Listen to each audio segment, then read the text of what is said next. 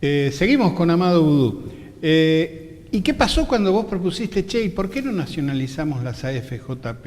Explicando con toda esta explicación que vos has dado. Bueno, ¿qué pasó? ¿Qué ocurrió? Ahí pasó esas cosas de los grandes mitos que se generan desde los medios concentrados, ¿no? Que Cristina es una persona que no escucha, que está encerrada, que esto, que el otro. La verdad que yo tuve la posibilidad de, como director de ANSES, pedir una audiencia para llevar una propuesta que fue respondida ¿Qué fue esta? rápidamente y tuvimos una conversación acerca de este tema. Yo le traté de... ¿Te imaginas que un presidente tiene muchísimos temas que atender, muchísimas situaciones que ocuparse todo el tiempo, así que uno tiene que tratar de ser lo más sintético, ir al grano, claro, de lo que quiere expresar, claro, y tratar de mostrar cuáles son los puntos salientes, las ventajas y las desventajas, claro, claro, de una decisión los peligros, de este tamaño, ¿no? Claro. Y estuvimos charlando un rato de esta propuesta y a ella le pareció que era razonable y adecuado llevarla adelante. Y nosotros habíamos tenido la posibilidad de trabajar juntos en algunas cuestiones importantes, como fue la ley de movilidad que pusimos en marcha en el año 2008, que también el gobierno de Macri sacó para empeorar la vida de los jubilados. Exactamente. El año pasado, una situación que hubo incluso muchos disturbios en la calle. Sí, fue el inicio de la crisis política del gobierno de Macri. Sí, y yo en ese momento también estaba en prisión. Sí. Habían decidido perseguirme y meterme en prisión en ese momento cuando se trató la derogación de nuestra ley de movilidad para poner una ley de movilidad mucho peor, que está demostrando cómo le está haciendo daño a los jubilados, todo el tiempo, ¿no? Así que habíamos podido trabajar y conversar sobre esta ley de movilidad, y una medida que no se le prestó mucha atención, que para mí fue muy importante, porque fue la primera vez que pude hablar con la presidenta de una cosa innovadora, fue la posibilidad de que las parejas de uniones del mismo sexo accedieran a la pensión jubilatoria. Ajá. Cuando se lo planteó, me dice, ¿cómo? ¿No existía eso? No, era para el matrimonio, o sea, claro, una persona que muere su cónyuge tiene una pensión directa, se llama, sí, señor, ya sea varón o mujer. Sí, sí, sí.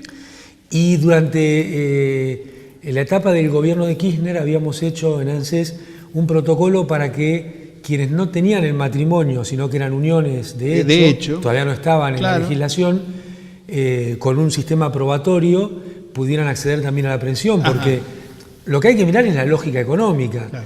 Si la situación económica es la misma, son dos personas que aportan al sistema, que tienen esta cobertura, unas porque tenían el matrimonio, recibían la pensión, los otros porque eran uniones de hecho, no lo tenían. Claro, bueno, eso lo habíamos puesto en funcionamiento, no hubo casi discusión o debate en la situación, funcionó muy bien, era una situación donde había que probar que 2 años habías convivido con algunos documentos, una resolución de ANSES. Entonces, yo le planteé a la presidenta que esta situación, que no era muy conocida, que había algunas parejas del mismo sexo de viudos, que estaban reclamando su pensión, y que me dice, bueno, pero contame, ¿cómo es esto? Y yo le dije, es la misma situación de una persona que tiene una pareja de hecho, de otro sexo, fallece, pero la única diferencia es que tiene el mismo sexo, pero es una realidad de la sociedad argentina, y desde el punto de vista económico, contributivo, es exactamente lo mismo.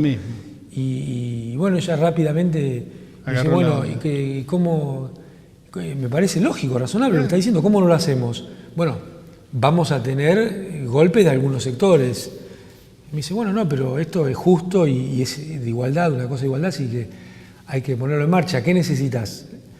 Le digo, mire, desde el punto de vista normativo, nosotros lo podemos llevar adelante desde ANSES, no necesito ninguna medida. Claro, es una decisión. Más allá de la decisión política, que yo no lo haría de ninguna manera si no está su decisión política.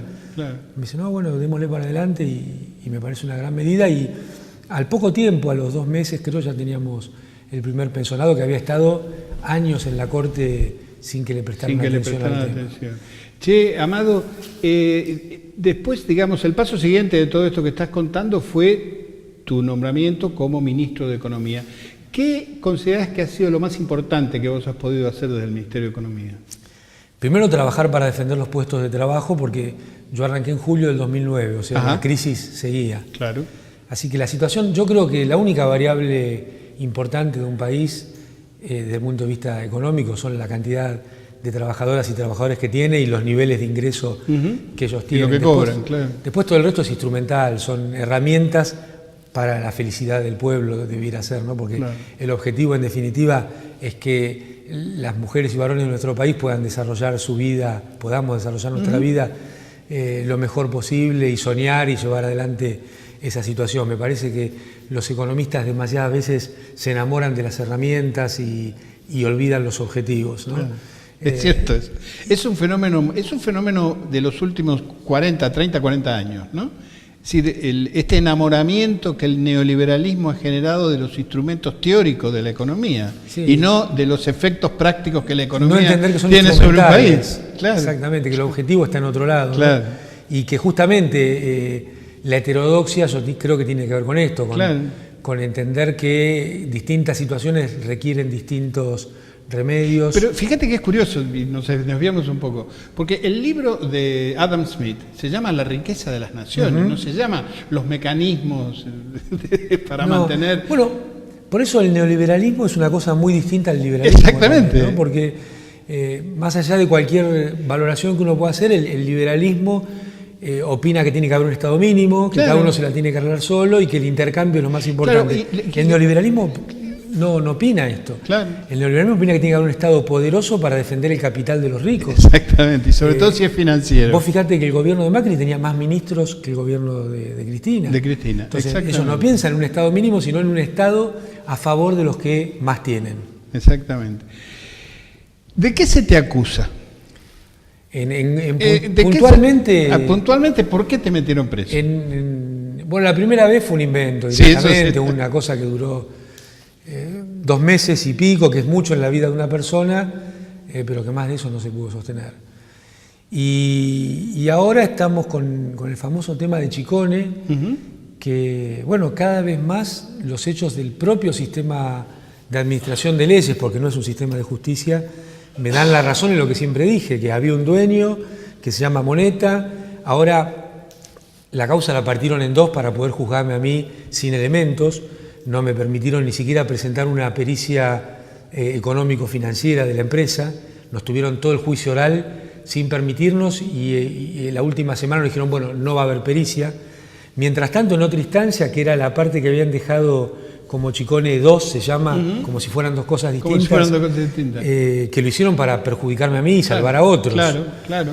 Estas cosas que tiene la justicia, entre comillas, ¿no? Ahí sí hicieron la pericia y se demostró que el dinero era de Moneta, que había sido el inversor y quien había comprado. Pero esa pericia no sirve para Chicone 1. Pero esa pericia no sirve para Chicone 1, que ya emitió una sentencia en la cual me condenan que va a ser en el futuro vista en la Facultad de Derecho como un disparate. Como un disparate. El abogado de Chicone, que no es alguien del espacio político nuestro, es Sanján Hijo, le dijo de frente al tribunal que esto era un papelón internacional, iba a ser, que tenía que ver con cuestiones de la vida empresarial, que pasa por encima todo lo que tiene que ver con la probatoria que necesita un juicio, y que a Chicone lo condenaban solamente porque yo estaba condenado antes de empezar el juicio. Eso dijo el abogado de Chicone. Que no es gente que no tenga mucha simpatía. Sí, seguramente. Seguramente, pero un tipo de derecho, un tipo de las leyes, digamos, un abogado, como la gente, un tipo que piensa que el derecho tiene una función que cumplir. Y más bien una función que cumplir de la derecha. De la derecha, no solo del derecho. Exactamente. Pero bueno, intentaron vincularme a mí una persona que 6 años después se demostró que no hay una foto, no hay un video, no hay una nada. Él mismo lo dijo, aún cuando confesó como arrepentido, un montón de cosas que también arriba dijo una cosa, abajo dijo otra.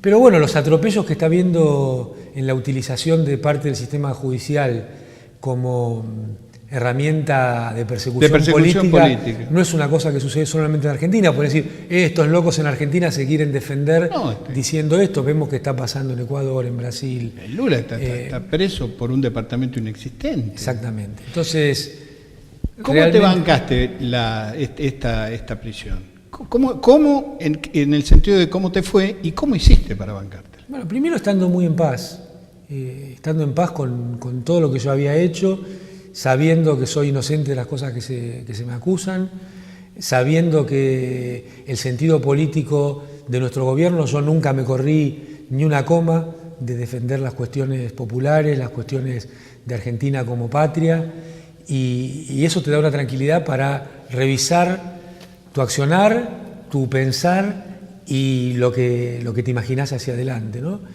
Y eso desde el punto de vista, digamos, psicológico, si te parece.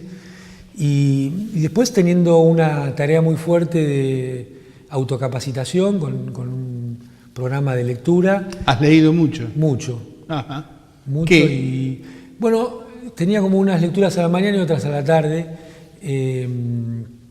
Estaba, por un lado, preparando como si fuera a ser profesor de matemática 1 y 2 en ingeniería, revisando un texto moderno para tenerlo bien concreto y un libro de ejercicios resueltos para ver si eso funciona para autoevaluarme, porque es una actividad en la cual te saca durante el rato de todas las cavilaciones. Y claro, tenés que concentrarte en eso. Que tienen que ver con cuestiones de la sociedad, digamos, y de las cosas que te mueven la cabeza y el corazón al mismo tiempo. Exactamente. Entonces, esa era una lectura, digamos, casi técnica. Tranquilizadora. Tranquilizadora, claro. Después, claro, uno no se puede pelear con una fórmula matemática, digamos. No, la entendés o no la entendés, y la llevás adelante o no la llevás adelante. Exactamente. Eso por un lado. Por otro lado, lectura de ciencia política, que yo sentía que ahí tengo que hacer un esfuerzo adicional y encontré algunas cosas muy interesantes. Una escritora que se llama Wendy Brown, que escribió un libro que se llama Un pueblo sin atributos, que es muy interesante porque es visto desde Estados Unidos. El último libro de Chantal Mouffe, que me parece extraordinario, Populismo de izquierda, me parece es el título. El libro de Edgardo Moca sobre los antagonismos. Muy al día, has logrado una lectura que te ha actualizado enormemente. Sí, revisar el manifiesto comunista, que es rápido e intenso, revisar el capítulo 24 del Capital, el tema de la apropiación originaria, y después leyendo algunas cosas de economía de hoy. Hay un autor que se llama Heimann Minsky, que a mí me gusta mucho el enfoque que tiene, y bueno, un libro que se llama Keynes, que no es una biografía, sino una revisión de la obra. Una relectura de Keynes. Una relectura de Keynes, que a mí me resultó. Y además muy fuiste atractiva. padre. Eso estaba suelto. No, sí, ya sé, pero fue este año. En el interín. Además fui padre, además se murió mi papá. Falleció tu padre, no pudiste concurrir. No pude concurrir. O sea, ha sido un año, el 2018, que va a quedar en tu memoria. Sí, yo te diría que todos los años vinculados a la política te dejan una impronta fuerte por el nivel de las responsabilidades y por el orgullo que siento en lo que hice cada uno de estos años. Este año en particular tiene muchas cosas intensas en lo personal, ¿no? Claro. ¿Qué esperas para el 2019, Amado? Espero para el 2019 que haya una fuerza política que recupere el gobierno y que el 11 de diciembre podamos, todas las argentinas y argentinos, quienes lo voten y los que no lo voten, estar muy contentos de tener un gobierno que se ocupa de la patria, que se ocupa de todos, que se ocupa de que haya mejores ingresos, que haya mejores jubilaciones, que haya una industrialización que permita que haya más puestos de trabajo que perduren en el tiempo, que nos permitan plantarnos frente al mundo exigiendo la soberanía por Malvinas, que nos permita plantarnos al mundo diciendo nuestras verdades en el Fondo Monetario y en el Banco Mundial y en el G20, que permita que muchas argentinas y argentinos recuperen la capacidad de soñar y no tengan que contentarse con defender lo poquito o lo mucho que han logrado, con el temor de perderlo cada mes. ¿Sos optimista que esto va a pasar? Sí, soy optimista con que va a pasar porque el gobierno, la administración, porque no es un gobierno de Macri, es un gran espejo para mirar lo que pasó en los 12 años anteriores, aunque creo que no es una buena estrategia electoral hablar sobre lo que pasó, sino presentar en la sociedad los nuevos sueños que tenemos hacia adelante, que son muchos y son seguir dando pasos adicionales en este camino. Amado, muchísimas gracias. Que tengas un muy buen 2019. No, muchas gracias a vos. Ha sido un gusto charlar con vos. Felicitaciones por este emprendimiento y ojalá tenga una gran difusión y en un país que a veces hay una voz muy pesada que silencia otras voces, que sigan surgiendo muchísimas voces. Muchas gracias y felicidades. Muchas gracias a vos.